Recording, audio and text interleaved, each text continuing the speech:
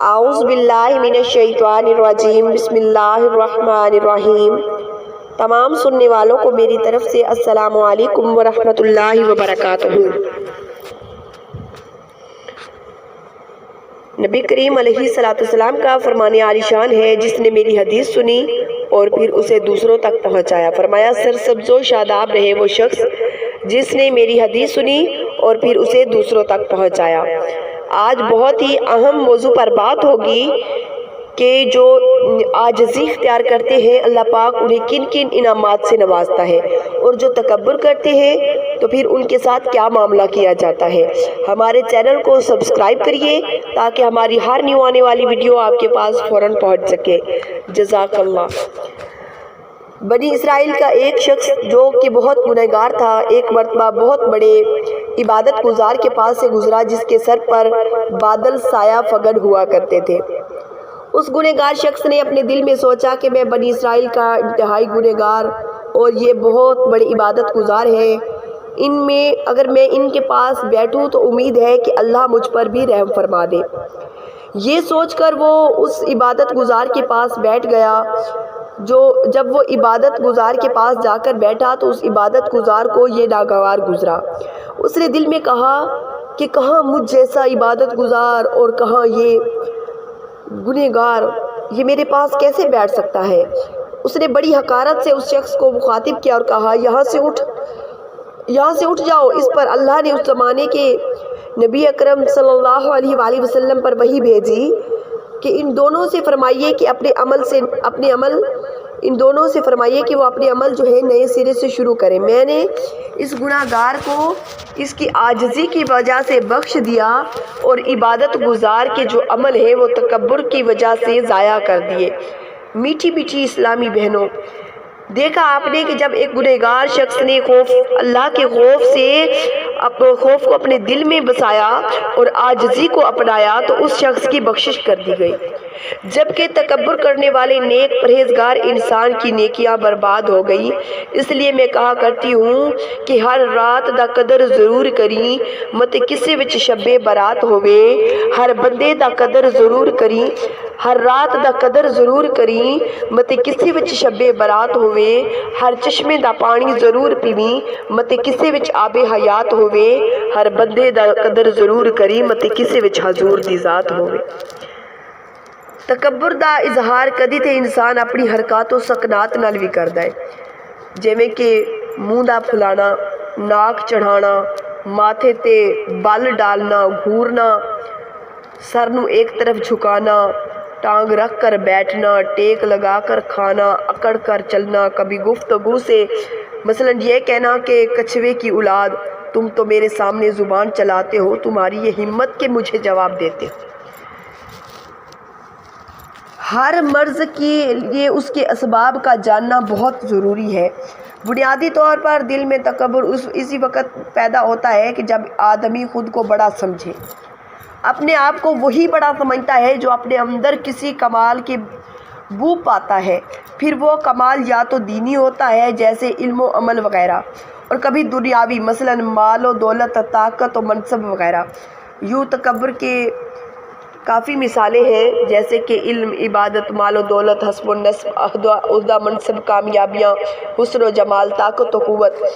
علم دین سیکھنا سکھانا بہت بڑی سعادت ہے اور اپنی ضرورت کے بقدر اس کا حاصل کرنا فرض بھی ہے، مگر بعض اوقات انسان کثرت علم کی وجہ سے بھی تکبر کی آفت میں مبتلا ہو جاتا ہے اور کم علم اسلامی بہنوں کو حقیر سمجھنے لگتی ہے۔ بات بات پر انہیں جھاڑنا، کوئی سوال پوچھ بیٹھے تو ان کی کم علمی کا احساس دلا کر ذلیل کرنا۔ پیاری اسلامی بہنوں، پہلے آپ نے سنا کہ تکبر کی وجہ سے اللہ پاک نے ایک عبادت گزار کے جو عمل تھے وہ سارے ضائع کر دیے، تو کیوں نہ ہم عاجزی اختیار کریں۔ لیکن آج ہم تکبر کی وجہ سے سچے رشتوں کو بھی کھو دیتے ہیں۔ یہ ہمارے کم علمی کی وجہ سے ہے، ہماری نادانی کی وجہ سے ہے۔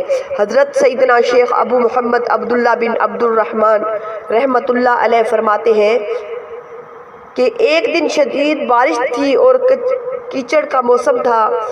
اپنے عقیدت مندوں کے ہمراہ کہیں تشریف لے جا رہے تھے۔ کہ سامنے سے ایک کتا آتا دکھائی دیا۔ آپ رحمت اللہ علیہ دیوار کے ساتھ لگ گئے اور کتے کے گزرنے کے لیے راستہ چھوڑ دیا۔ جب کتا قریب آیا تو آپ رحمت اللہ علیہ نچلی طرف کچڑ میں آ گئے۔ راستے کا اوپری حصہ جو صاف حصہ تھا وہ کتے کے گزرنے کے لیے چھوڑ دیا۔ جب کتا گزر گیا تو آپ رحمت اللہ علیہ کے ہمراہیوں نے دیکھا کہ آپ کے چہرے پر افسوس کے آثار موجود ہیں۔ انہوں نے عرض کی کہ حضرت آج ہم نے ایک حیران کن بات دیکھی ہے کہ آپ نے کتے کے لیے صاف راستہ چھوڑ دیا اور خود کیچڑ میں پاؤں رکھ دیا۔ آپ رحمت اللہ علیہ نے جواب دیتا، جدوں میں پہلے دیوار دے نال لگیا تے مینوں خیال آیا میں تے اپنے آپ نوں بہتر سمجھ لیا، میں تے اپنے واسطے صاف جگہ منتخب کر لئی۔ میری اس حرکت دے وجہ تو اللہ کتے میرے نال ناراض نہ ہو جاوے، لہٰذا میں او صاف جگہ کتے واسطے چھوڑی اور خود میں کیچڑ وچ آ گیا، خود میں کیچڑ وچ آ گیا۔ پیاری بہنوں، فرماتے ہیں کہ مال و دولت کی کثرت کی وجہ سے انسان تکبر میں آ جاتا ہے، اور انسان فرمایا کہ اس بات کا یقین رکھے کہ ایک دن ایسا بھی آئے گا کہ اسے یہ سب کچھ یہیں چھوڑ کر خالی ہاتھ دنیا سے جانا ہے۔ کفن میں تھیلی ہوتی ہے نہ قبر میں تجوری، پھر قبر کی نیکیوں کا نور روشن کرے گا قبر کو نیکیوں کا جو ہماری نیکیاں ہیں، ساڑیاں نیکیاں دا نور ہی روشن کرے گا، نہ کہ سونے چاندی دی چمک دمک۔ یہ دولت فانی ہے، ہرتی پھرتی چھاؤں ہے، اج ایک دے کول کل دوسرے دے کول پرسوں تیسرے دے کول۔ اج دا جڑا صاحب مال ہے کل کنگال، اج دا کنگال کل دا مالا مال ہو سکتا ہے۔ تے ایسی ناپید شے دی وجہ تو تکبر وچ مبتلا ہو کے اپنے رب نو کیوں ناراض کیا جائے۔ حسن اخلاق کے پیکر، نبیوں کے تاجدار، محبوب رب اکبر صلی اللہ علیہ وآلہ وسلم کا فرمان عالی شان ہے کہ 6 قسم کے لوگ بغیر حساب و کتاب جہنم میں داخل کیے جائیں گے۔ 6 قسم کے لوگ، فرمایا جو خود پر تکبر کرتے ہیں، خود کے حسن پر تکبر کرتے ہیں، خود کی مال و دولت پر تکبر کرتے ہیں، فرمایا ان کو رب ان سے حساب نہیں لے گا، فرمایا فوراً ہی اللہ پاک انہیں جہنم میں داخل کر دے گا۔ بعض اوقات انسان اپنی خوبصورتی دی وجہ تو متکبر ہو جاتا ہے۔ کسی دا رنگ گورا ہے تے کالے رنگ والے نو، کوئی قد آور تے چھوٹے قد والے نو، کسی دیاں اکھاں وڈیاں نے تے چھوٹیاں اکھاں والے نو حقیر سمجھنا شروع کر دیندا ہے۔ فرمایا کہ یہ جو عادتیں ہیں نا عورتوں میں زیادہ پائی جاتی ہیں، عورتوں میں زیادہ پائی جاتی ہے۔ اللہ پاک ہم سب کو تکبر سے بچائے۔ حسن و جمال دی وجہ تو انسان تکبر وچ آ جاندا ہے۔ فرمایا کہ اے انسان تو تیرا آغاز تو ایک ناپاک نطفہ یعنی گندے قطرے اور انجام تیرا سڑا ہوا مردہ ہے۔ عمر کے ہر دور میں حسن یکساں نہیں رہتا، بلکہ وقت گزرنے کے ساتھ ساتھ ماند پڑ جاتا ہے۔ کدی کوئی حادثہ بھی حسن دے خاتمے دا سبب بن جاتا ہے۔ کھولتا ہوا تیل تو بہت بڑی چیز ہے، ابلتا دودھ بھی سارے حسن کو غارت کرنے کے لیے کافی ہے۔ یہ پیش نظر رہے کہ انسان جب تک دنیا میں رہتا ہے اپنے جسم کے اندر مختلف گندگیاں دیکھتا ہے۔ پیاری بہنوں، کبھی منہ میں تھوک، کانوں میں بدبودار میل، ناخنوں میں میل، آنکھوں میں کیچڑ اور پسینے سے بدبودار بغلیں لیے پھرتا ہے۔ پیاری بہنوں، اللہ پاک ہمیں اس تکبر سے بچائے۔ فرمایا کہ انسان کئی بار پیخانہ میں جاتا ہے اور اپنی گندگی کو اپنے ہاتھوں سے دھوتا ہے، ان سب چیزوں کے ہوتے ہوئے بھی فقط گوری رنگت اور ڈیل ڈال اور قد و قامت تے انسان تکبر کر بیٹھتا ہے۔ یہ ہمیں زیب نہیں دیتا، یقیناً نہیں۔ طاقت و قوت سے پیدا ہونے والے تکبر کا علاج کرنے کے لیے یوں فکر مدینہ کیجئے کہ قوت جو ہے وہ پھرتی تو چوپائیوں اور درندوں میں بھی ہوتی ہے، بلکہ ان میں انسان سے زیادہ طاقت ہوتی ہے۔ پھر اپنے اندر اور جانوروں میں مشترک صفت پر تکبر کیوں کیا جائے تکبر؟ فرماتے ہیں کہ کہ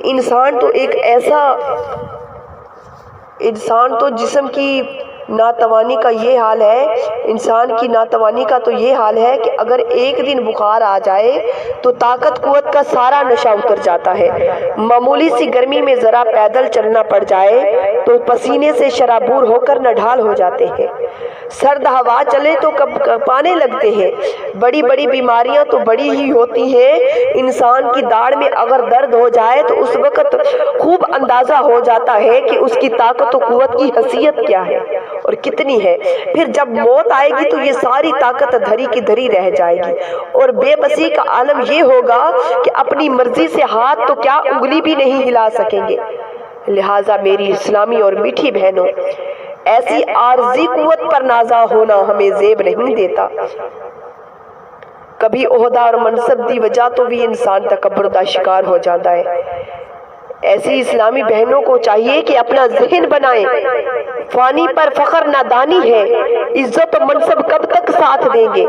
جب منصب کے بلبوتے پر آج اکڑتے ہیں، کل کلاں کو چھن گیا تو شاید انہی لوگوں سے منہ چھپانا پڑے جن سے آج تحقیر آمیز سلوک کرتے ہیں، آج جن پر حکم چلاتے ہیں۔ ریٹائرمنٹ کے دوسرے دن انہی کی خدمت میں حاضر ہو کر پنشن کیس نپٹوانا ہے۔ الغرض فانی چیزوں پر غرور و تکبر کیوں کر کیا جائے؟ اس لیے کیسا ہی بڑا منصب یا عہدہ مل جائے، اپنی اوقات نہیں بھولنی چاہیے۔ اعلیٰ حضرت امام احمد رضا خان رحمۃ اللہ علیہ فرماتے ہیں، آدمی کو اپنی حالت کا لحاظ ضرور ہے، نہ کہ اپنے آپ کو بھولے یا ستائش یعنی آدمیوں کی تعریف کرنے پر بھولے۔